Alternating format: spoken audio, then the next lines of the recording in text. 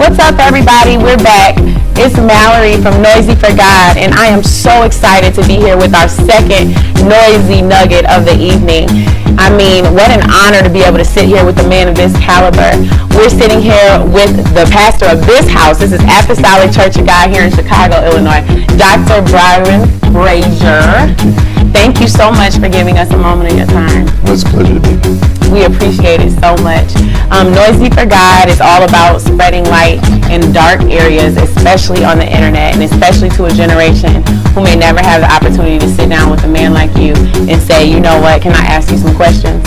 So what would you say, to someone who feels like they have dreams, they have goals, but they're feeling a lot of opposition with those dreams and goals? I know you probably have a lot of stories to tell about something like that in your climbing to the place that you are now. But what would you say to someone who feels like they're struggling with that opposition? Well, the peer pressure is real, and it's been real for a long time. And it was real when I was younger, and it's that much more real now. And the understanding of peer pressure is really to know and to be able to say, who am I? And are the people who are judging me, are they where I am? And you really have to make your own decisions and to position yourself in a way that doesn't look like you're better than anyone, but you're not less than them. And so I remember when I was growing up, guys that I used to play ball with, they would always want to go to a particular liquor store after we got through playing. And they said, well, we're going over to this place. And I said, well, you guys go ahead.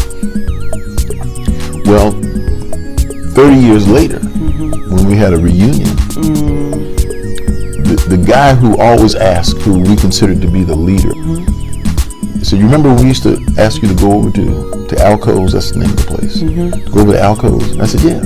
He said, do you know we never went? And I said, why did you go? Why didn't you go? He said, because you didn't go.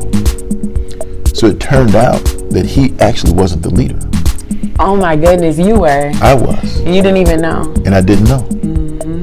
And what you find is that what you stand for and how you lead, it becomes more important. Not that you're in contention, right? But you're not letting a bully or someone who maybe talks faster than you actually be your lead. You have to be your own lead.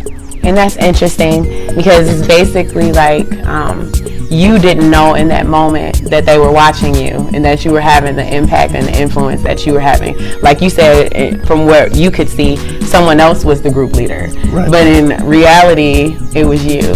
Yeah. Now you have to be careful with that level of individuality. Because everyone requires a support system in order to be successful. Everyone who's successful has someone who mentored them or sponsored them in the work that they're doing.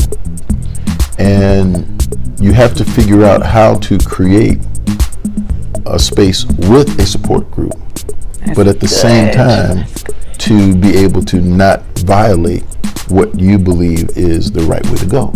So just burn bridges all over the place. You can't do that. And I remember when I was in corporate America, and the corporation had moved me to another location, and then they were prepared to move me back. And I told them I didn't want to go back. I said I found a job here, and I'm not going back.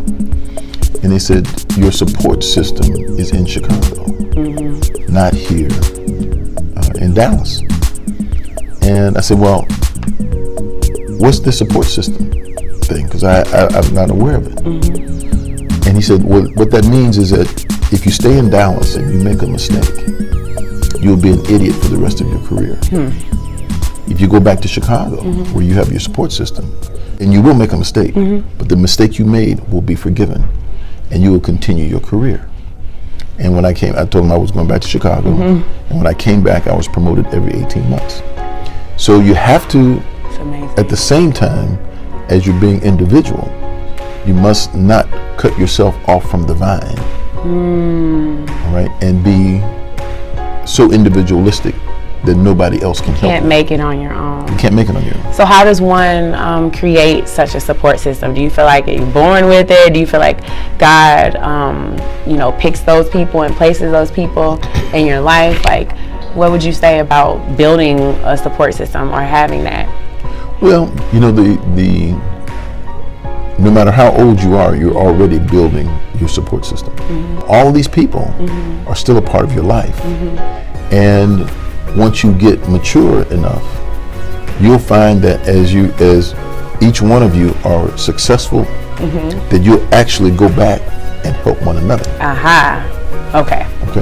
So it's good to be able to give yourself, right, and be able to be a sacrifice in a relationship, so that people begin to say, this person's an honest person. They sacrificed for me. They did this for me. They supported me, right? And then it's their time now to support you.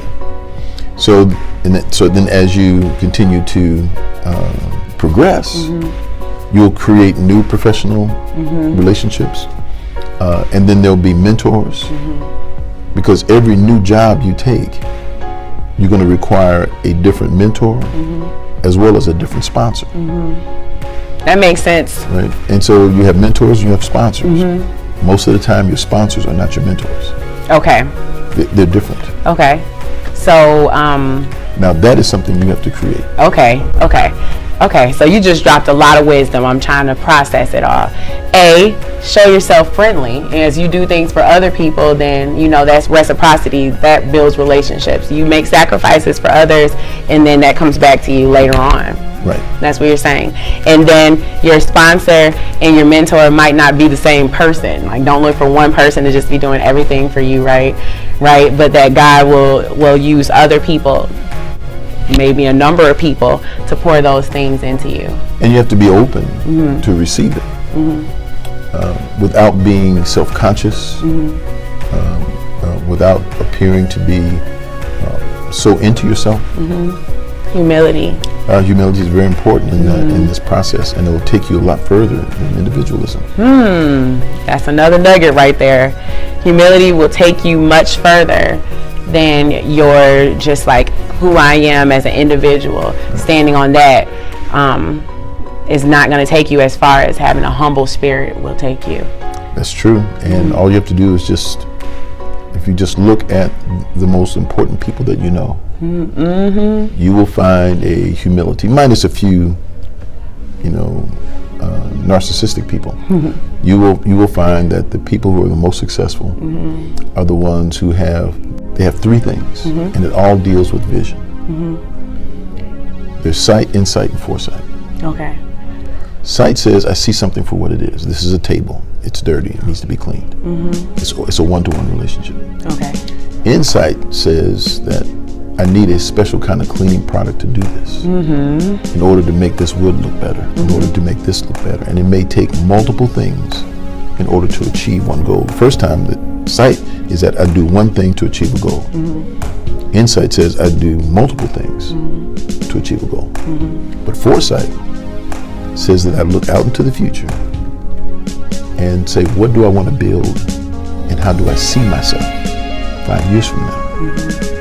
And then you work back until today. Oh, that's so good. And then you move forward. So good. That's good. And every child of God needs all three sights. I love that. The three types of vision that you have to have in order to succeed. That's correct. Man. Well, I can honestly say that you're super humble. I was just like, oh my goodness, he has so much wisdom to give, and you're giving it freely. And I just appreciate that so much. It's rare.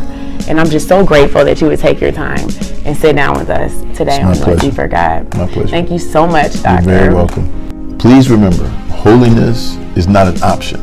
It is a requirement. Glory. When you hide your light, you contribute to the darkness. Don't be ashamed to be noisy for God.